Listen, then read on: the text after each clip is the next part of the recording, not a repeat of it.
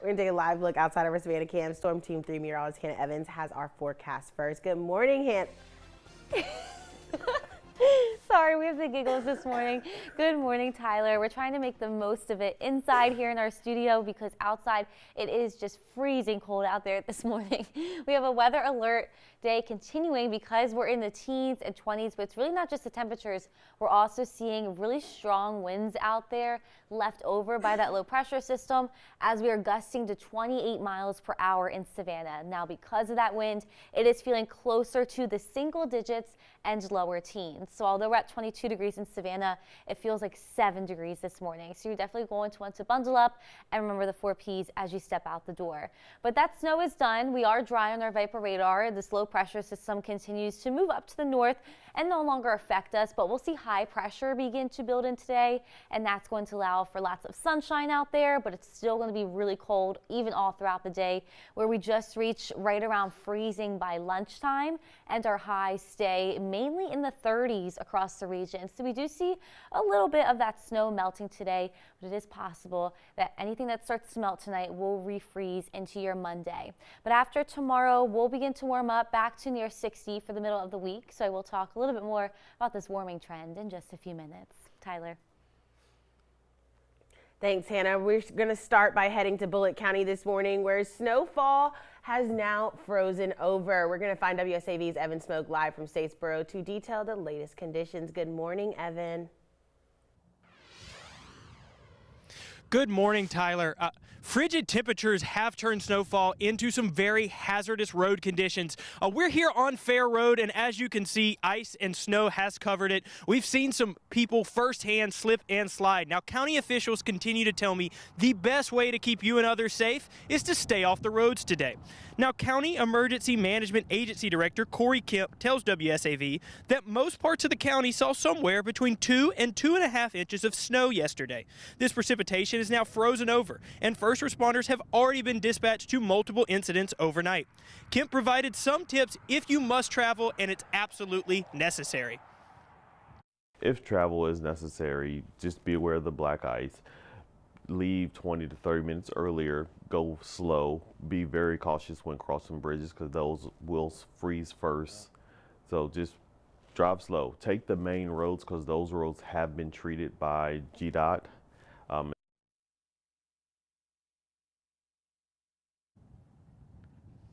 Yes. So it is very, very cold out here. And like we said, crews here in Statesboro have seen firsthand people slipping and sliding on roads. So the best way to keep you and others safe today is to stay off the roads and stay inside. Live in Statesboro, Evan Smoke, WSAV News 3, on your side. Well, thank you, Evan. We are going to move to talk about the Low Energy Assistance Program because it opens today. So it's a reminder if you are trying to stay warm and you need some help paying that utility bill. So let's go into what you need. The Low Income Home Energy Assistance Program will be accepting appointments again tonight starting at 7 p.m. Now, you must be the age of 65 years old or older, or you need to be homebound and meet income guidelines. To make an appointment, you should call that number on your screen. That's 912-721-7910. And all information needed for the application process can be found on our website. That's WSAV.com. Well, several law enforcement agencies in our area are warning people to stay off the roads, as you just heard, in Bullitt County, as conditions are considered unsafe right now. The Georgia Department of Transportation has spent the past few days preparing for the cold weather, working around the clock to help keep people safe. WSAV's Isabella Baez has more. For the past week, the Georgia Department of Transportation have been preparing all 500 of their trucks to help brine state bridges and roadways, just like US 16 behind me. But it's only certain lanes being treated. If you have to be on the roads, know what lanes to travel in and the lanes that have been treated.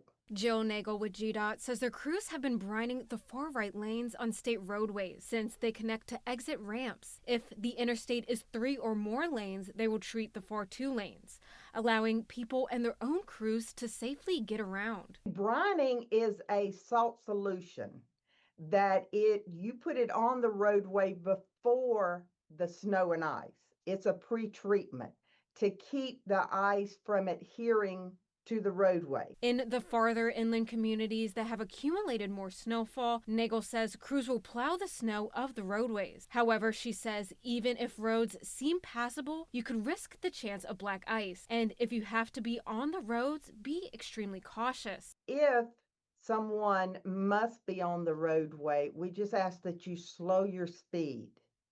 And when you come to signals, stop signs, to give yourself ample time to slow down. Don't run up on the stop. Give yourself, in case you may hit a slippery. GDOT says their crews have been working 24 hours to help you have a better commute on Monday. And in the meantime, they ask you to stay off the roads. Reporting in Savannah, I'm Isabel Baez, WSAV News 3 on your side. Chatham Area Transit is continuing to suspend their services today due to those unsafe road conditions. Now, affected services include Fixed Route, Cat Mobility, Paratransit, Savannah Bells Ferry, the DOT Shuttle, and the call center and ticket window. Operations for Monday have not been decided yet, but officials say they are watching road conditions. Moving to Beaufort County now, where the sheriff's office is investigating a shooting that happened early Saturday morning. Deputies say the shooting happened in the area of Congestigo Loop in Grays Hill. They were told a gunshot victim had walked up to the fire station in Grays Hill asking for help. They say a 31-year-old woman was shot and she was taken to a local hospital for treatment. The incident is under investigation, and anyone with information is asked to call that number on your screen. That's 843-255-3426. Early this morning, emergency crews in Rincon responded to a structure fire that left one firefighter injured. Rincon Fire Department and Rincon Police Department arrived to the scene of a residential structure fire around 4 o'clock this morning. Upon arrival, they located a woman who was trapped inside the home. During rescue operations, the fire flashed, resulting in injuries to a firefighter, and several police officers also experienced smoke inhalation. The resident was transported to the Augusta Burn Center for treatment, and all of the affected officers, including that firefighter that sustained non-life-threatening injuries, were evaluated and treated. The cause of that fire is still under investigation.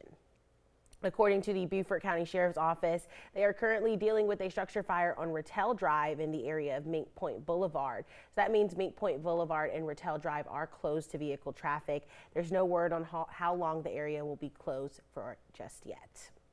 A fire early Saturday afternoon left 12 people displaced and sent one to the hospital. At around 11:55, crews were dispatched to the 1300 block of East 67th Street for a residential structure fire. Less than 15 minutes later, the fire was under control, but 12 people were displaced and one was taken to the hospital. The condition of that person and the cause of the fire is currently unknown at this time. Meanwhile, in the Lowcountry, a house fire left 2 adults and 1 child displaced. Early yesterday afternoon, the Burton Fire District responded to a house fire in Grays Hill. Officials say crews saw heavy fire coming from the home, and it was fully extinguished in just over 2 hours. One man was injured while trying to extinguish the fire before fire departments got there. That fire is under investigation, but officials believe that it was caused by an electrical malfunction involving a golf cart. A local food bank is now at crisis level due to an increased demand, which they say is a result of lower temperatures. The Statesboro Food Bank, which serves Bullock and surrounding counties, served over 900 families last week, a substantial increase from their normal 500 per week. In a social media post, the organization asked for multiple donations, including cereal, fruit, bread, cheese, and a lot more. Donations can be dropped off Monday through Friday from 8:30 in the morning until 4 in the afternoon, and 8:30 through 12:30 on Saturdays at the food bank, which is located at 506 Miller Street off of Northside Drive in Statesboro. The food bank also tells WSAV that donations can be made by ordering groceries directly to be delivered to that the food pantry through Walmart or Aldi. The Jasper County Animal Shelter says they are in need of help from the community as cold temperatures pose a major threat to their outdoor facilities. WSAV's Danielle Cobb explains. These outdoor kennels are full now, and as temperatures drop, that's a worry for the folks here at the Jasper Animal Shelter. That's why they're hoping neighbors have big hearts and are willing to open their doors to needy pets to help weather the storm. The Jasper County Animal Shelter says they're in major need of fosters as cold temperatures pose threat to their facilities. Officials say their kennels are located outside, and though they've worked to provide warmth to the dogs, they're having to transport most of them to other local shelters. But they say those facilities are at max capacity, and they still have more dogs coming in daily that will also need a warm home. These are great dogs. It's not their fault they're here. So, I mean, you're not getting a mean dog. You're not getting something that we wouldn't adopt out. Like, we have these dogs, we know how they are, and we can find the perfect fit for you. Most of them are medium to large that we are looking for. If you're able to temporarily house a dog during this cold period, the shelter says you'll be making a huge difference. They will provide all foster necessities like crates, a leash, food, and blankets. Danielle Cobb, WSAV News 3, on your side.